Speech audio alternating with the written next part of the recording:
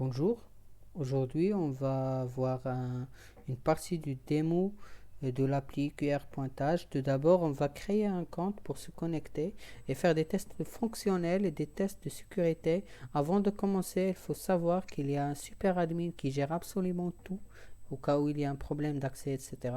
Sinon, il y a des utilisateurs et des stagiaires qui peuvent se connecter quand leurs comptes sont activés par leur tuteur ou un super admin. Alors, commençons par créer un compte. Ça sera test 3. On va essayer déjà avec un CN existant. Et après, on va essayer avec un mail existant. Pour le password, soit on peut saisir un password, bien sûr, on peut l'afficher ou cacher. Sinon, on peut générer des passwords comme on veut. Moi, je vais utiliser des passwords simples juste pour tester, mais il ne faut pas faire ça en réalité. Bon, quand je clique sur Register, on va voir un message d'erreur parce que le CN existe déjà. Maintenant, je vais faire la même chose avec un CN qui n'existe pas pour le moment. Ça sera... Mais un mail existant. On va voir le même message, mais maintenant avec le mail existe déjà. Bon, finalement, on va créer notre compte avec un nouveau CN et un nouveau mail.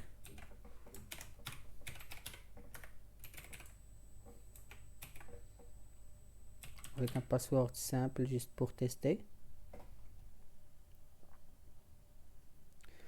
Malheureusement, on ne peut pas se connecter maintenant avec le compte qu'on a créé parce que il doit être activé par un tuteur ou un super admin, mais on va essayer quand même.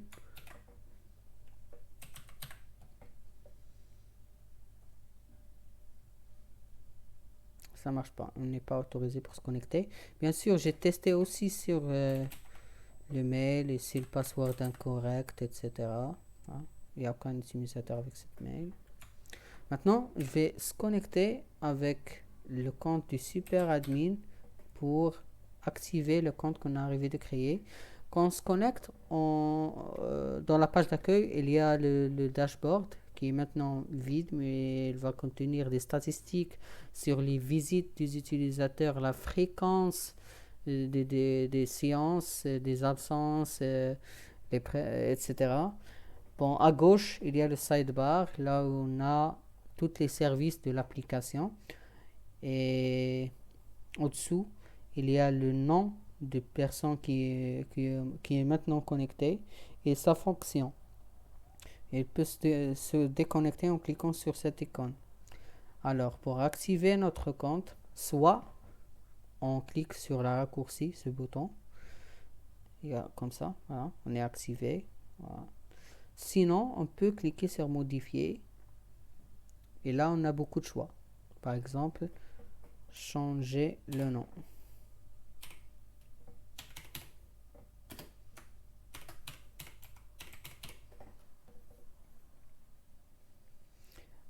Pour les autres champs, on peut les changer à part l'idée et la date de création ou de modification parce que ça sert à faire l'audit, à laisser une traçabilité derrière l'utilisateur. Et le QR code juste à côté, c'est un QR code unique généré pour tous les utilisateurs, mais c'est uniquement pour cet utilisateur-là. Chaque utilisateur a un QR code personnel. Alors, en scannant le QR code, on peut avoir les coordonnées du stagiaire ou du tuteur. Cliquons sur mise à jour. Là, on a changé le nom.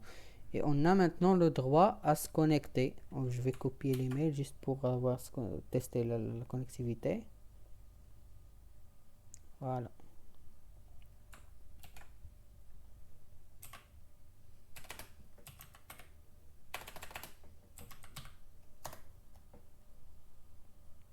Voilà, maintenant on est connecté. Voilà, tout est fonctionnel. En parlant un peu technique, En parlant un peu technique, l'application est réalisée en Node.js. Mais ce qui est très intéressant, c'est que tout ce qui est connectivité, tout ce qui est contrôle d'accès, c'est très très sécurisé. Remarquons ici que les passwords, même si c'était 1, 2, 3, mais il est crypté avec ce qu'on appelle du salt à 10 tours. Donc le mot de passe il est crypté 10 fois. Alors c'est très très simple de les craquer et les données sont bien sécurisées.